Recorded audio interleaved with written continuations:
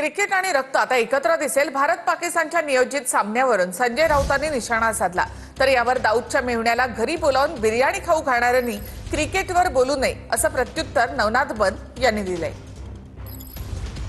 अमित शहांचे पुत्र हे क्रिकेटचे सूत्रधार असल्यामुळे आणि त्याच्यामध्ये बेटिंग पासून चिटिंग पर्यंत सगळे खेळ असल्यामुळे पैशांचे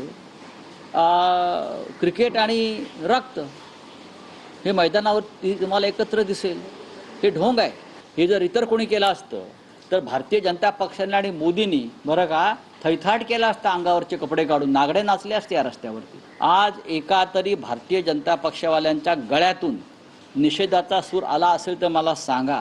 मला आश्चर्य वाटते, बाळासाहेब ठाकरेंच्या फोटोला म्हणजे राजकारण करतायत डुप्लिकेट शिवसेनावाले बरं का। अमित बाळासाहेबांचे खरे वारसदार म्हणे, यांच्या ढुंगणावर लाता मारल्या पाहिजे।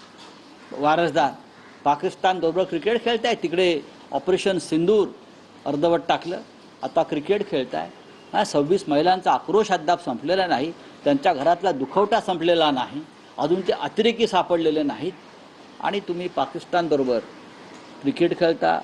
संजय राऊत यांनी आधी सर्व देशवासियांची आणि भारतीय सैनिकांची माफी मागितली पाहिजे आणि त्यानंतर क्रिकेटवर बोललं पाहिजे।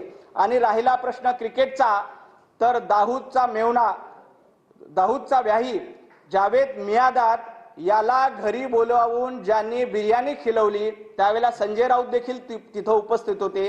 ज्यांनी जावेद मियादादला बिर्याणी खिलवली त्यांनी भारत आणि पाकिस्तानच्या क्रिकेटवर बोलावं का, हा देखील माझा प्रश्न आहे।